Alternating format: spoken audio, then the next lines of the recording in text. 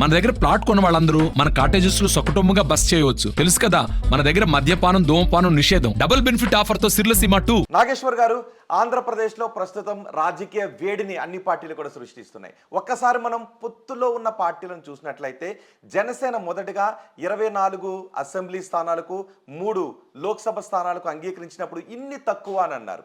కానీ ఆ తర్వాత బీజేపీతో పొత్తు కుదిరిన తర్వాత ఒక లోక్సభ స్థానాన్ని తగ్గించుకోవాల్సి వచ్చింది, 2 అసెంబ్లీ స్థానాలను తగ్గించుకోవాల్సి వచ్చింది. ఎలా చూడాలి దీన్ని? అక్కడికన్నా ఇంకా ఏంటంటే ఆ తగ్గించుకున్న తర్వాత కూడా ఆ 21 మందిలో మళ్ళీ ఇప్పుడు భీమవరం నుంచి టీడీపీ అభ్యర్థి జనసేన అభ్యర్థిగా పోటీ చేస్తున్నాడు. పేరుకైన జనసేన అభ్యర్థి, కానీ ఇందాక మొన్న తెలుగుదేశం నుంచి జనసేనకు చేరాడు.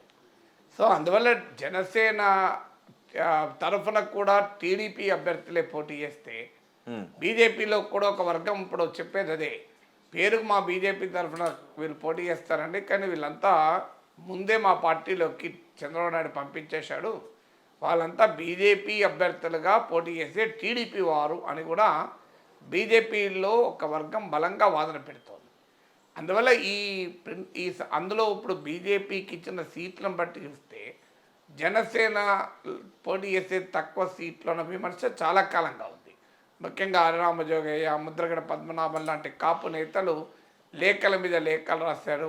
కనీసం 50 సీట్లు ఒప్పుకోవాలి, 60 సీట్లు ఒప్పుకోవాలి, పవన్ కళ్యాణ్ ముఖ్యమంత్రి పదవి 2.5 ఏళ్ళు అడగాలి అంటూ జనసేన మద్దతుదారులు కాపు నేతలు డిమాండ్ చేస్తూ వచ్చారు.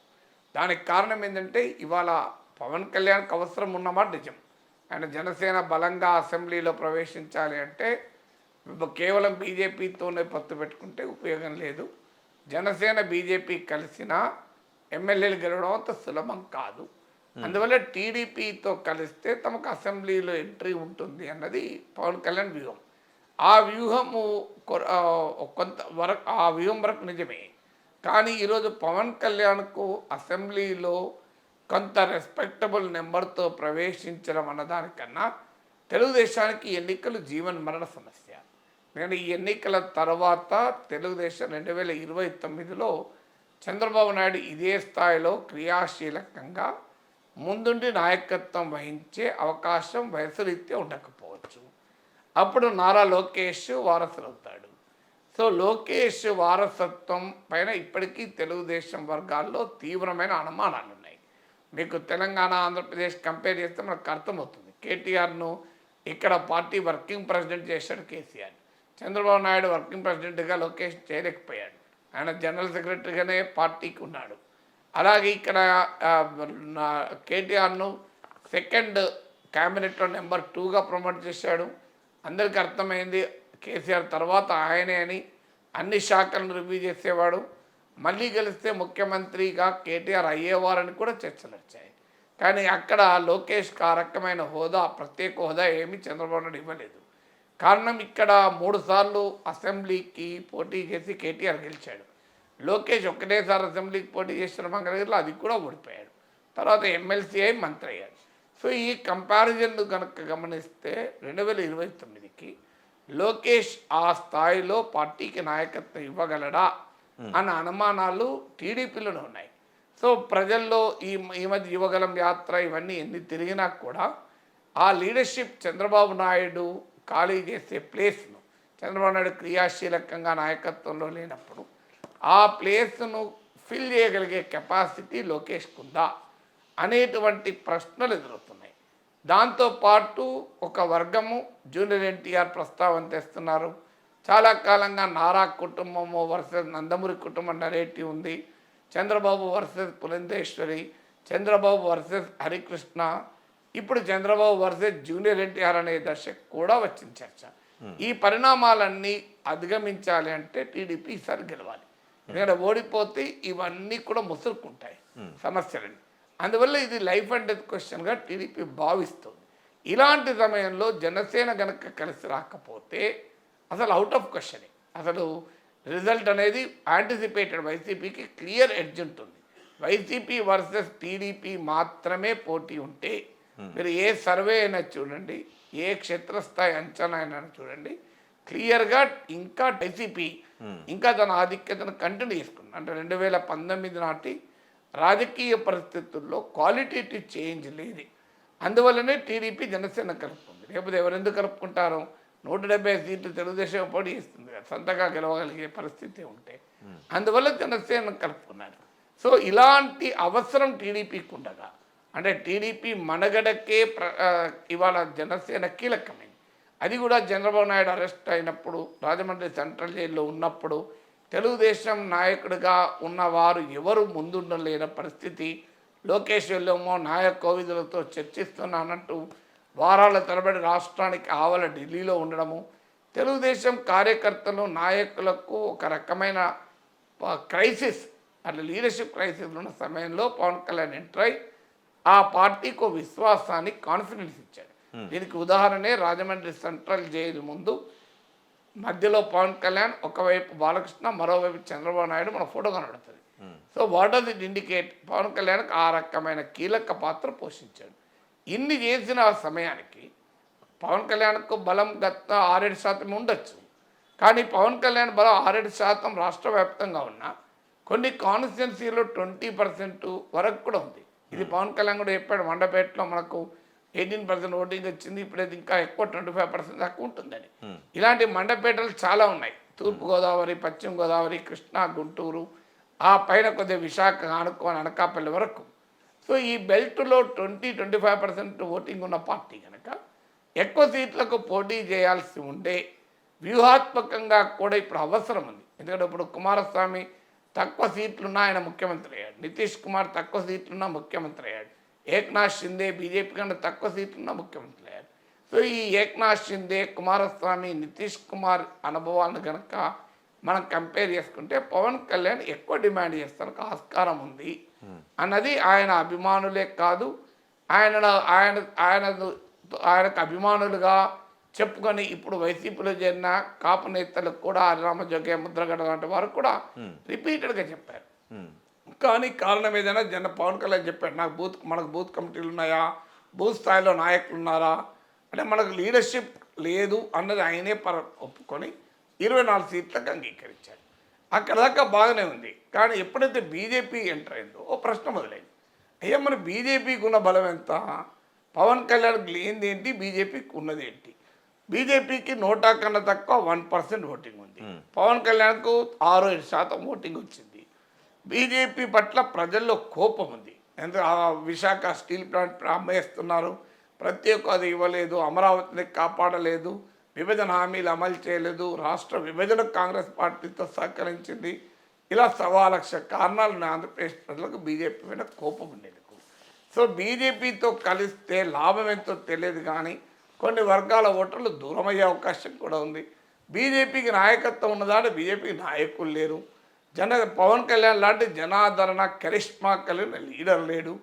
అలాంటి బీజేపీకి 10 సీట్లు ఇచ్చి అందులో మళ్ళీ 3 సీట్లు జనసేన కోత విధించి బీజేపీకి పంపించే వరకు సహజంగానే కంపారిజన్ అంటే మరి ఏంటి, అందులో ఏదైనా వ్యూహం ఉందా లేదంటే వ్యూహం ఏమున్నది? బలహీనత ఇది. వ్యూహం ఏం లేదు. బీజేపీ వాళ్ళు ఎక్కువ సీట్లు పట్టుబడ్డారు. మరి వాళ్ళ దగ్గర వాళ్ళకి నాయకులు లేకపోవచ్చు, కానీ బీజేపీకి ఈడీ ఉంది కదా, సిబిఐ ఉంది కదా, ఐటీ ఉంది కదా, పవన్ కళ్యాణ్కి ఇవేవి లేవు కదా. సో అందువల్ల ఈడీ, సిబిఐ, ఐటీ ఉన్న వాళ్ళకు ప్రీమియం రేట్ ఉంటుంది కదా. సో అందుకొరకు వాళ్ళకు 1% ఓటింగ్ ఉన్నా 10 సీట్లు ఇచ్చారు. మరి 7% ఓటింగ్ ఉన్న వాళ్ళకి ఎన్ని ఇవ్వాలి? 70 సీట్లు ఇవ్వాలి. ఆ లెక్క అంకగణిత లెక్కన, కెమిస్ట్రీ లెక్కన ఇంకెక్కువ ఉండాలి.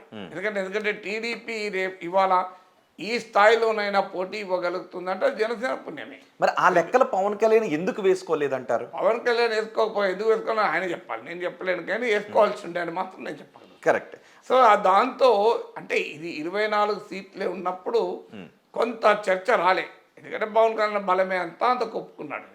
బీజేపీతో కంపారిజన్ వచ్చినప్పుడు ఇబ్బంది అవుతుంది. మంత్రుల పరపక్షం అంటారు చూడండి, రెండు మీకో లడ్డు నాకో లడ్డు ఇచ్చినంత కాలం మీరేం ఫీల్ కారు. నేను నాకు 2 లడ్డులు ఇచ్చినా ఫీల్ కారు. సార్ పెద్దవాడు కదా, ఏజ్లో నాకన్నా పెద్దవాడు, సీనియర్ కదా అని. అప్పుడు నాకేమి ఇక మీకు నాకు 1 లడ్డు ఇచ్చి మీకు 5 లడ్డులు ఇచ్చింది అనుకోండి, అంటే నాకు అనిపిస్తుందా అనిపిదా, ఏం రోహిత్ నాకన్నా తురుంకానా, ఆయనకు 5 లడ్డులు ఇచ్చింది నన్ను అవమానించారు కదా అని. ఇప్పుడు అదే సమస్య వస్తుంది. బీజేపీలో నాయకుడు లేడు, చివరి వరకు పొత్తుకు అంగీకరించలేదు, నానా ఇబ్బందులు పెట్టారు. చంద్రబాబు నాయుడు 3-4 సార్లు తిప్పించుకున్నారు. సో ఇంత చేసిన తర్వాత ఆ పార్టీకి పైన వెంపర్లాడి 6 ఎంపీ సీట్లు, పవన్ కళ్యాణ్కి 2 ఎంపీ సీట్లు అయింది. పవన్ కళ్యాణ్ కన్నా పైగా ఎక్కువ 3 బలం నుంచి ఉన్న తగ్గించుకోవాల్సి BJP కి. వచ్చింది ఒకటి. ఆయనకి ఒకటి తగ్గించుకోవాల్సి బీజేపీకి 6 అయినాయి. సో అసలు ఏ ప్రాతిపదిక చూసినా బీజేపీతో కంపారిజన్లో జనసేన యాక్సెప్ట్ చేసిన సీట్లు జనసేన గౌరవాన్ని ఇవ్వవు, పవన్ కళ్యాణ్ గౌరవం ఇవ్వవు. వితౌట్ బీజేపీ నేను ఒప్పుకుంటా, 2 పార్లమెంట్ సీట్లు 2, 3, 24 సీట్లు ఉంటే అంతే కదా, మరి జనసేన బలం లేదు కదా అనుకోవచ్చు. కానీ వెన్ కంపేర్ టు బీజేపీ అసలు ఏ రకంగా పోలికలేదు. అంటే ఏ రకంగా ఉపయోగపడుతుంది? ఓన్లీ ఎలక్షనీరింగ్కేనా? బీజేపీతో కలవడం అనేది ఏముండదు, పొలిటికల్ మేనేజ్మెంట్కి ఉపయోగపడుతుంది. రేపు గెలిచినా ఓడినా కేంద్ర సంస్థలు ఎంబడబడకుండా ఉపయోగపడుతుంది. చంద్రబాబు నాయుడు పైన ఆల్రెడీ ఈడీ కేసులు ఉన్నాయి. బీజేపీతో పెట్టుకుంటే మనీష్ సిసోడియా జైలు ఉన్నాడు, హేమంత్ సోరెన్ జైలు ఉన్నాడు. బీజేపీతో కలిసిన నేతలకు ఎవరికి ఏవి ఉండవు. మన దేశం అంతటా ఈ ట్రెండ్ చూస్తున్నాం కదా. అందులో అంటే ఇది గెలవడం కోసం కాదు, గెలిచినా ఓడిన ఇబ్బందులు లేకుండా అంతే ఉండడం కదా, ఇంకా కోసం వేరే కారణం పోతానంటారా? చెప్పండి, రీజన్ నాకు చెప్పాలి. ఇప్పుడు అది కాదు నేను అనేది, అంటే గెలిచినా ఓడినా ఇబ్బందులు ఉండకూడదు కనుక చంద్రబాబు నాయుడు పొత్తు పెట్టుకున్నాడు అని నా ఆర్గ్యుమెంట్. కాదని చెప్పేవాళ్ళు రీజన్ చెప్పాలి, ఇంకో పలానా కొరకు పెట్టుకున్నారు. సో దీని రీజన్ ఉండాలి. ప్రత్యేక హోదా ఇస్తామని అన్నారా? అనలే కదా. ఈ మధ్య చంద్రబాబు నాయుడు మాట అన్నాడు, ప్రత్యేక హోదా ఒక్కటి తప్ప అన్ని ఇచ్చిండ్రు మాకు మోడీ, మా తగ వల్ల ప్రత్యేక హోదా గురించి అని. మరి ఇప్పుడు తగు తీరిందా? ప్రత్యేక హోదా ఇచ్చిండా అప్పుడు మోడీ ఇస్తానని హామీ ఇచ్చిండా? ఇప్పుడు ఆ క్లారిటీ ఉండాలి కదా. సో మాకు పోనీ ఇప్పుడు వైసీపీ ఒక స్టాండ్ తీసుకుంది, కేంద్రంలో ఎవరు సహకరిస్తే మేము వాళ్ళకు మద్దతు ఇస్తామని. మాతో అదొక స్టాండ్, రైటా రాంగా కరెక్టా తప్ప తర్వాత సంగతి. స్టాండ్ ఇప్పుడు టీడీపీ స్టాండ్ ఏంటి? చంద్రబాబు నాయుడు చెప్పాడుగా ప్రత్యేక హోదా ఇవ్వనందుకు మేము తగు పెట్టుకున్నాను. మరి ప్రత్యేక హోదా ఇచ్చినప్పుడు ఎందుకు మళ్ళీ మైత్రి చేస్తున్నారు? అంటే ఈ పొత్తులు కలపడంలో పవన్ కళ్యాణ్ చొరవని, పవన్ కళ్యాణ్ ఆతృతని ఏ విధంగా చూడాలి? పవన్ కళ్యాణ్ చొరవ ఆతృత కన్నా ఇక్కడ క్లియర్గా బీజేపీ డామినేషన్ కనబడుతుంది. అంటే బీజేపీ బెటర్ బార్గెన్ చేసుకోగలిగింది. వాస్తవంగా బీజేపీతో లాభం కాదు, నష్టం. ఇప్పుడు ఉదాహరణకు సిటిజన్షిప్ అమెండ్మెంట్ యాక్ట్ వచ్చింది. ఇప్పుడు దీని బీజేపీ రేపు ఎన్నికలు దగ్గర పడుతున్న కొద్దీ తన ఎజెండా, మతపరమైన ఎజెండా ముందుకు తీసుకొస్తుంది. సిఏ ముందుకు తీసుకొస్తుంది, యూనిఫామ్ సివిల్ కోడ్ ముందుకు తీసుకొస్తుంది. మళ్ళీ ఇజబులు, హలాళ్ళు, టిప్పు సుల్తాన్ లాగా అనేకం వస్తాయి ఎజెండాలు. సో ఆ ఎజెండా వచ్చిన తర్వాత మైనారిటీ ఓటర్లు ఇప్పటికే వైఎస్ఆర్ కాంగ్రెస్ వెనకాల ర్యాలీ అవుతున్నారు. సో మణిపూర్ ఘటనలు ఉన్నాయి.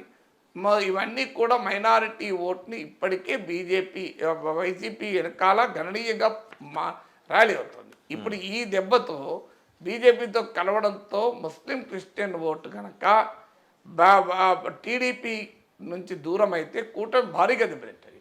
ఇప్పుడు ఎందుకంటే క్రిస్టియన్ ఓటు కన్నా ఈవెన్ ముస్లిం ఓటు సరిపోతుంది. ఒక అంచనా ప్రకారం కనీసం ఒక 30 సీట్లలో ముస్లింలు గెలుపోవడం నిర్ణయించగలుగుతారు. అంటే వాళ్ళ ఓటింగ్ తక్కువ ఉండొచ్చు. మీరు కర్నూలు ఉంది, ఒక గుంటూరు ఉంది, సో అనంతపురం ఉంది, ఒక కదిరి ఉంది, ఇలా చాలా సీట్లలో ముస్లిం పాపులేషన్ సిగ్నిఫికెంట్గా ఉంటారు. సో మరి వాళ్ళంతా కూడా ఇప్పుడు బీజేపీ దాడి మొదలైన తర్వాత ఎలా ఓట్లేస్తారు అన్నది ఒక కీలకం. కానీ 2014లో కూడా జనసేన పోటీ చేయకపోయినా దాదాపు ఇదే పొత్తు కదా. అంటే అప్పుడున్న సిచ్యువేషన్ వేరు. అప్పుడు బీజేపీ ఎజెండా, మోడీ ఎజెండా ఈ స్థాయిలో విశ్వరూపం లేదు కదా.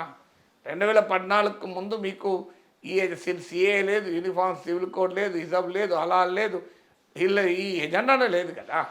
సో అప్పుడు 2014లో రిలీజియస్ ఎజెండాతో బీజేపీ అధికారంలోకి రాలే. మీకు 2014లో development agenda, Gujarat model of development, UPA కుంభకోణాలు, good governance, clean governance, anti corruption, ఈ ప్లాంక్తో మోడీ వచ్చాడు కదా. అప్పటికిప్పటికి 10 ఏళ్ల తర్వాత మారిపోయింది. ఇప్పుడు సెక్యులర్ అన్న పదమే రాజ్యాంగాలకు తీసేస్తాం. నిన్నగా మన అనంత హెగడే అన్నాడు, అసలు రాజ్యాంగం మార్చేస్తామా 400 సీట్లు ఇస్తే. సో ఇప్పుడు అప్పటికి ఇప్పటికీ వాళ్ళ వాదనలు చాలా తేడా ఉన్నాయి. 2014కు ముందు, 2014 తర్వాత.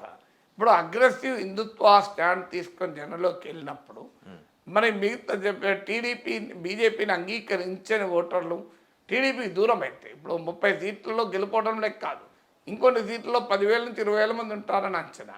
సో అందువల్ల అక్కడ మళ్ళీ పోలరైజ్ కాంటెస్ట్, ఒకవైపు టీడీపీ, జనసేన, బీజేపీ, ఒకవైపు వైసీపీ. ఇంకొక ఛాలెంజ్ ఉంది, బీజేపీ శ్రేణుల్లో ఈ పొత్తు పట్ల ఇష్టం లేదు. మీరు బీజేపీ రాష్ట్ర కమిటీ ఇష్టం లేదు. ఇప్పుడు ఇవాళ కూడా పత్రికలు వచ్చింది చూడండి. అసలు గతంలో ఓడిపోయిన సీట్లే బీజేపీకి ఇచ్చారు చంద్రబాబు నాయుడు. లేదు మా వాళ్ళే బీజేపీకి ఇష్టం లేకపోవడానికి ఏముంది ఆంధ్రప్రదేశ్ లో అని ఏమి ఉన్నా లేకపోయినా గెలవాలని అయితే కోరుకుంటారు కదా. అంటే బీజేపీ రాష్ట్ర నాయకత్వం, రాష్ట్రంలో ఒక బలమైన నాయకత్వం భావించేది ఏంటంటే మనము ఈ ఎలక్షన్లో గెలవకపోయినా ఈ ఎలక్షన్లో మోడీ ప్రభావంతో ప్రతి లోక్సభ నియోజకవర్గంలో 1,00,000 ఓట్లు తెచ్చుకోగలిగితే ఇది పునాదిగా ఏర్పడి నెక్స్ట్ లోకల్ బాడీస్కు అది పెరగచ్చు అని. ఇప్పుడు బీజేపీ తెలంగాణలో ఏముంది, 2018లో 7% ఓట్లు వచ్చాయి, ఒక్క సీట్ వచ్చింది. 5 ఎమ్మెల్యేలు ఉంటే 5లో 4 ఓడిపోయారు, ఒక్కరు గెలిచారు. ఏమైంది 2019 లోక్సభ ఎన్నికలకు వచ్చే వరకు 4 ఎంపీ సీట్లు గెలుచుకున్నారు, 20% ఓటింగ్ వచ్చింది. తర్వాత దుబ్బాక గెలుచుకున్నారు, హుజురాబాద్ గెలుచుకున్నారు, జిహెచ్ఎంసీలో భారీ విజయం సాధించారు.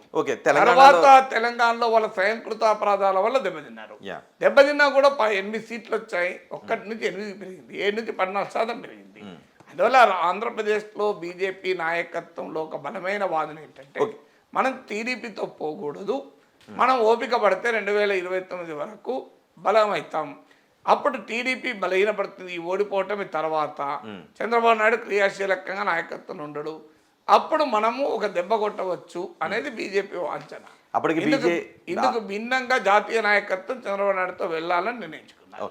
ఇంకొక ఛాలెంజ్ కూడా ఉంది. అసలు టీడీపీ శ్రేణుల్లో బీజేపీ పట్ల అసలు పొత్తుకి ఇష్టమే లేదు.